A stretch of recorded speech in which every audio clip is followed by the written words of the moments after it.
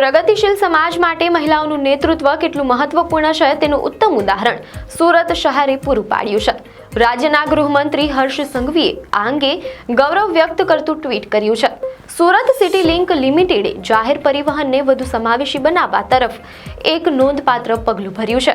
સુરતમાં સિટી બસના સંચાલન માટે મહિલા બસ ડ્રાઈવરોની ભરતીની પ્રક્રિયા શરૂ કરવામાં આવી છે.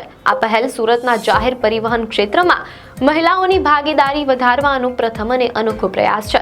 આ નિર્ણય માનનીય વડાપ્રધાન શ્રી નરેન્દ્ર મોદીના મહિલા નેતૃત્વ વિકાસના રાષ્ટ્રીય વિઝન સાથે સંપૂર્ણપણે સુસંગત છે. સુરત શહેર માટે આ એક ગર્વની ક્ષણ છે અને સમગ્ર દેશ માટે એક પ્રેરણાદાયી માઇલસ્ટોન છે. આ પહેલથી મહિલાઓ માટે માત્ર રોજગારના નવા દ્વાર ખુલશે એટલું જ નહીં, જાહેર પરિવહનમાં સમાનતાની ભાવનાનો પણ અનુભવ થશે. આવી જ ન્યૂઝ અપડેટ માટે ધ લોકસત્તા પેજને ફોલો કરો.